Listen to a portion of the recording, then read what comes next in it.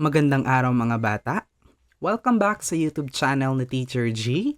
At ngayong araw na ito ay panibagong aralin na naman ang ating tatalakayin sa subject na MAPE 4 sa component na Physical Education para sa Quarter 2, Week 6 to 8. Ang ating tatalakayin o ang ating lesson ngayong araw na ito ay ang patungkol sa paglalaro ng lawin at sisiw. Ang module na ito ay magpapaliwanag ng mabuti kung ano ang larong lawin at sisiw at tatalakayin din ang mga kasanayang napapaunlad sa pagsali sa larong ito. Ipapaliwanag din sa module na ito ang tungkol sa mga tuntunin at pamamaraan ng laro. Ang layunin ng module na ito ay ang mga sumusunod. Una, na isasagawa ang iba't ibang kasanayan sa paglalaro ng invasion games tulad ng lawin at sisiw. Ikalawa, natataya kung anong kaangkupang pisikal ang napapaunlad sa pagsali sa laro. Ikatlo, nasusunod ng may pag-iingat ang mga kasanayan sa laro. At ikaapat, nagpapakita ng may paggalang at kagalakan habang nakikipaglaro. Ngayon, ating talakayin ang mga kasanayang nalilinang sa larong lawin at sisiw.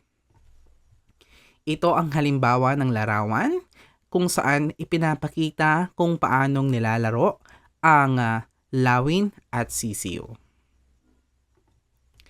Ang larong lawin at sisiw ay isa ring laro na tumutulong sa pagpapaunlad ng kasanayan sa pagiging mabilis at maliksi.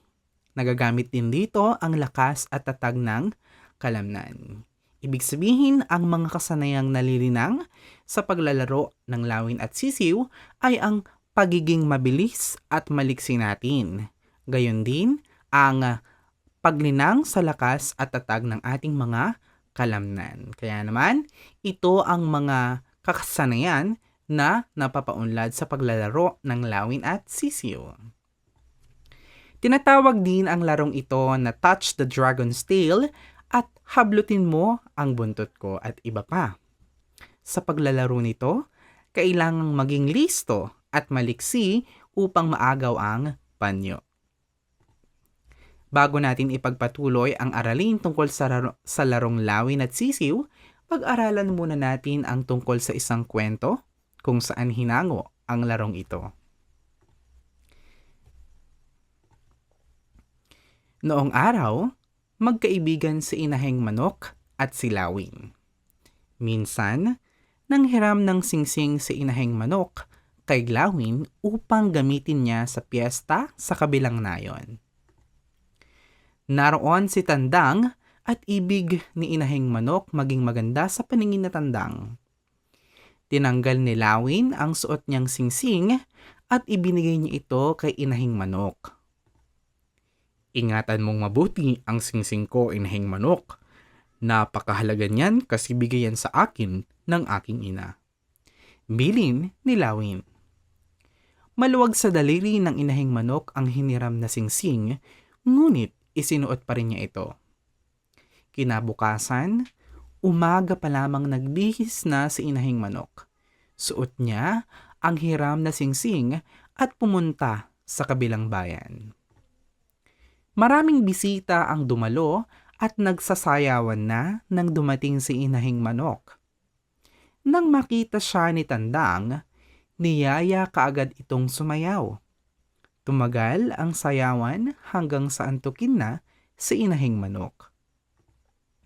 Kinaumagahan, napansin ni Inaheng Manok na wala na ang hiniram niyang singsing kay Lawin.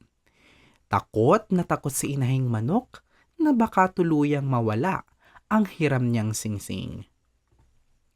Kaya, hanap dito, hanap doon, kahig dito, kahig doon ang ginawa ni Inaheng Manok. Nang malaman ni Lawin ang pangyayari, galit na galit ito at sinabi na kapag hindi makita ni Inaheng Manok ang singsing ay kukunin at dadagitin niya ang sisiw ni Inaheng Manok. Araw-araw ay naghahanap ng singsing si Inaheng Manok ng nawawalang singsing. maging ang iba pang inahing manok ay tumulong sa paghahanap upang hindi dagitin ni Lawin ang kanilang mga sisiw. Ngunit, hindi pa rin nila nakita ito hanggang tuluyan ng nagalit si Lawin kay inahing manok.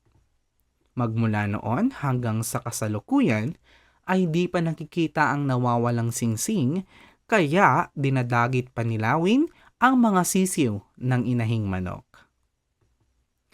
Tingnan natin kung talagang naunawaan ninyo ang kwento. Sagutin natin ang mga tanong at isulat ang inyong sagot sa sagutang papel.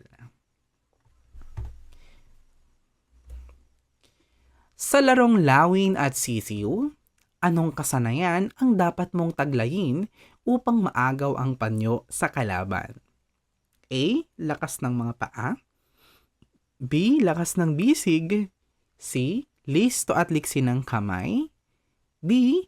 Bilis sa paggalaw. At ang sagot natin dito ay listo at liksi ng kamay. Letter C. Ikalawa, ano ang iba pang tawag sa larong Lawin at Sisiw? A. Touch the dragon's tail. B. Hablutan ng panyo. C. Hulihin ng buntot. D. Habulin ng panyo. At ang tamang sagot natin dito ay letter A o touch the dragon's tail. Ikatlo, anong pagsubok ang dapat isagawa upang masubok ang liksi at bilis? A. Curl up. B. Push up. C. Shuttle run. D. Standing long jump. At ang sagot natin dito ay letter C o shuttle run. Ikaapat, bakit nawala ang hiniram na singsing? A. Maluwang ito sa kamay. B. Ninakaw ito. C. Naitapon ito. D. Napulot ito ng iba. At ang sagot natin dito ay letter A. Maluwang ito sa kamay ni inahing manok. At number 5, bakit kaya hinango ang larong Lawin at Sisiw sa kwento? Iyan ang inyong dapat sagutin upang tuluyan niyong maunawaan ang pagkakaroon ng larong Lawin at Sisiw. Ngayon ating talakayin ang mga alituntunin sa paglaro o paglalaro ng Lawin at Sisiw.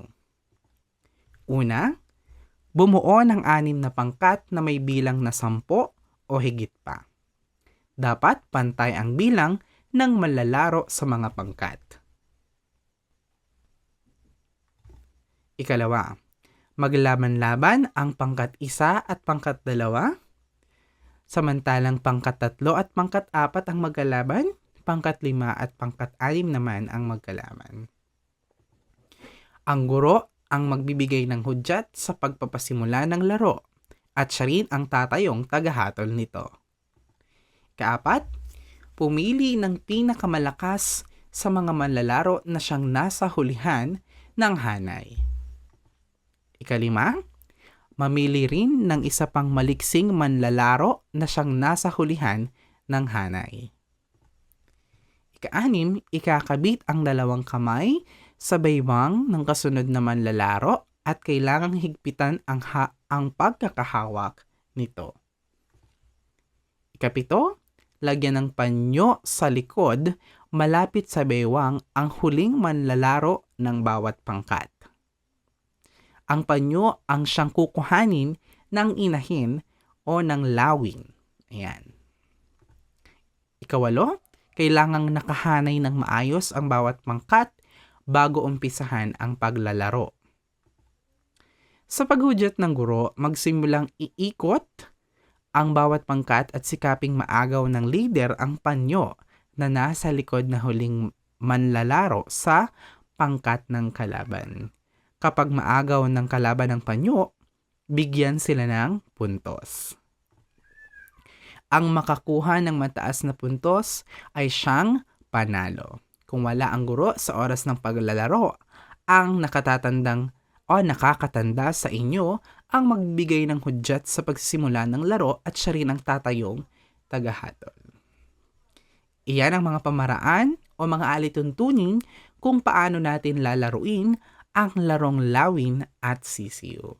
At sa larong ito, nalilinang ang ating pagiging maliksi at ating pagiging mabilis, gayon din ang tatag ng ating kalamnan at ang mga lakas ng ating mga kalamnan.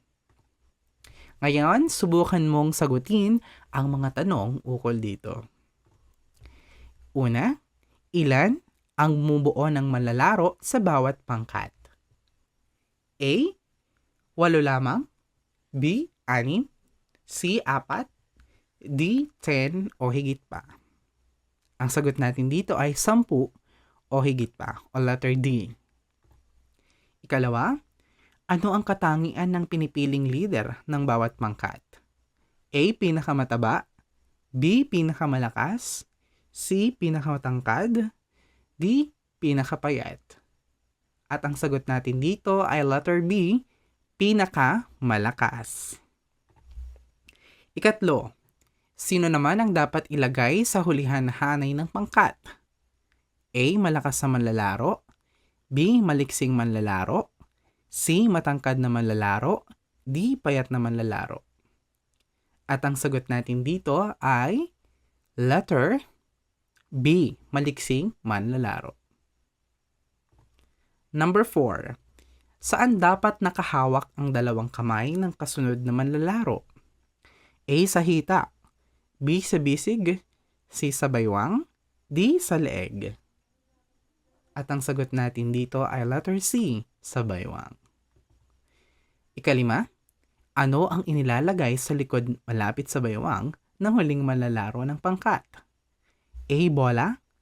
B. Panyo. C. Tali. D. Tsinelas.